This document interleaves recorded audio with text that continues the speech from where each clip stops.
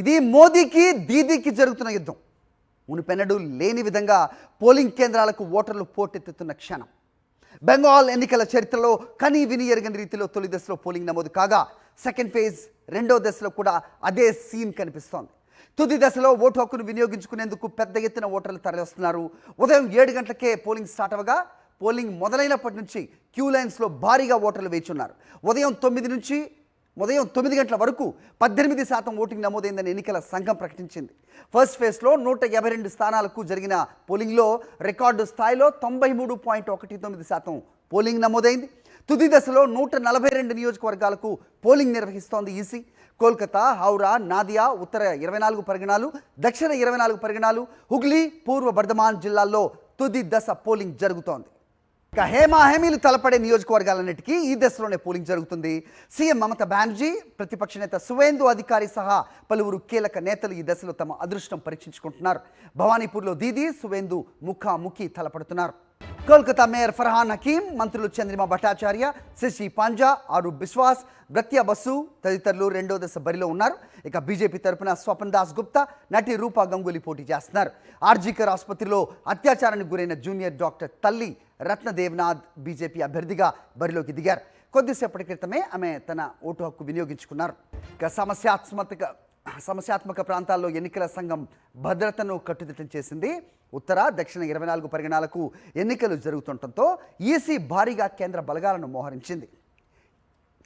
ఎలాంటి అవాంఛనీయ ఘటనలు జరగకుండా దాదాపు 10 కంపెనీలకు చెందిన కేంద్ర బలగాలు ఎన్నికల విధుల్లో మోహరించింది. తుది దశలో అల్లర్లు, పోలింగ్ కేంద్రాలపై దాడులు జరుగుతాయన్న సమాచారం మేరకు ఎన్ఐఏ సహకారం కూడా తీసుకుంటోంది ఈసీ. ఎప్పటికప్పుడు పరిస్థితిని సమీక్షిస్తూ రిపోర్టులు సేకరిస్తోంది. అయితే కేంద్ర బలగాలపై సీఎం మమత ఆగ్రహం వ్యక్తం చేశారు. సెంట్రల్ ఫోర్సెస్ పక్షపాతంగా వ్యవహరిస్తున్నాయని అన్నారు. తమ కౌన్సిలర్ను అదుపులోకి తీసుకున్నారని ఆరోపించారు. ఆమె చాలా చోట్ల టీఎంసీ జెండాలను తొలగిస్తున్నారని తెలిపారు. రాత్రంతా తాను పరిస్థితిని సమీక్షించానని మమత స్పష్టం చేశారు.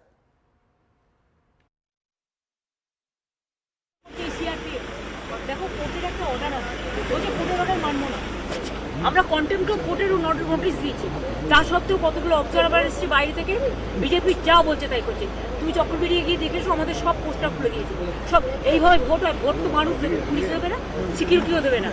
আর কয়েকজনকে নতুন নিয়ে এসছে, তারা যা ইচ্ছে করে যাচ্ছে, টেরোরিজম করছে এলাকায়, এরপরে তো চলে যাবে।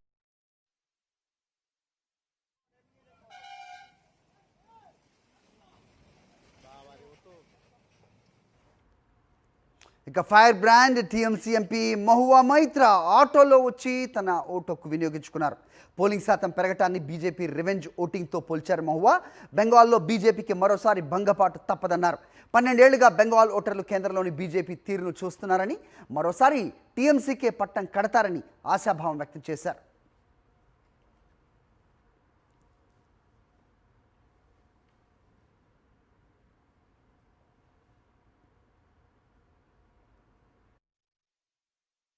या बुरी है, पर ये सच्चाई है कि हम यहीं रहते हैं और यहाँ पे आज आपने देखा है कि मोटर बाइक अलाउड नहीं किया है इसीलिए, और मुझे खुद मोटर बाइक चलाना तो आता नहीं है, तो सवारी का होके आना पड़ता, और यहाँ पे सवार तो आज अलाउड नहीं है, तो फिर टोटो ही रहा है। और मेरा घर बूथ के बहुत ही पास है, या तो हम चल के आते हैं या टोटो में आए। देखिए, इस बार जो ये हम लोकतंत्र के बचाने की लड़ाई में लोग शामिल है। 27 लाख वोटर को काटा दिया गया है, तो और पहले 60 लाख। तो अब जो वोटर लिस्ट में जिनके नाम रह गए हैं वो डेफिनेटली सब 100% वोट देने आएंगे, इसीलिए वोटिंग परसेंटेज तो बहुत हाई होना ही है। ये सिंपल मैथमेटिक्स है। देखिए, आप लोग कुछ देख रहे हैं, आपको तो खुद दिखाई दे रहा है कि इस बार हर लोग जो हैं वो सब कोई एक इंग्लिश में कहते हैं ना रिवेंज वोटिंग, प्रतिशोध लेने का वोट दे रहे हैं, क्योंकि लास्ट 5 महीनों से केंद्र सरकार और चुनाव आयोग ने जो मजाक किया है लोगों के साथ, लोकतंत्र के साथ, लोग उनका अच्छा कड़ी जवाब लोग देंगे, और बल्कि पहले फेज़ में ऑलरेडी दे चुके हैं, तो आज वो होने वाला है। सो जो काम हमने शुरू किया था पहले फेज़ में, वो सेकंड फेज़ में ख़त्म होने वाला है।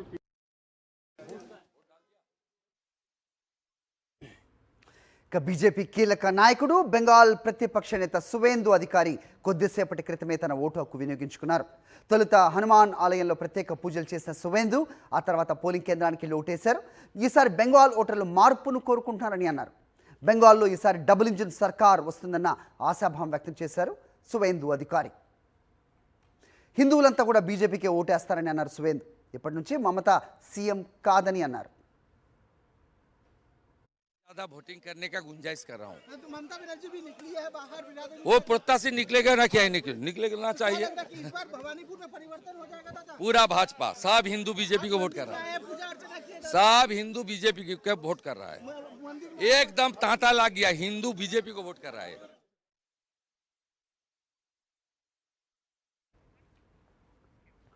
ఇటు బెంగాల్ రాజధాని కోల్కతాలో భారీగా పోలింగ్ నమోదవుతోంది. సాధారణ ప్రజలతో పాటు సెలబ్రిటీలు, ప్రజా సేవకులు, ఆధ్యాత్మిక చింతన కలిగిన వారు కూడా తమ ఓటు హక్కు వినియోగించుకుంటున్నారు. మదర్ తెరీసా ఫౌండేషన్ సభ్యులు కొద్దిసేపటి క్రితమే ఓటు హక్కు వినియోగించుకున్నారు. ఇక కృష్ణ భక్తులైన ఇస్కాన్ ఫౌండేషన్ సభ్యులు కూడా క్యూ లైన్లో నిలబడి ఓటు హక్కు వినియోగించుకుంటున్నారు. ఓటు వేసిన అనంతరం కృష్ణ భజన చేస్తూ ఓటర్లను చైతన్యపరచడం అక్కడున్న వారిని ఆకట్టుకుంది.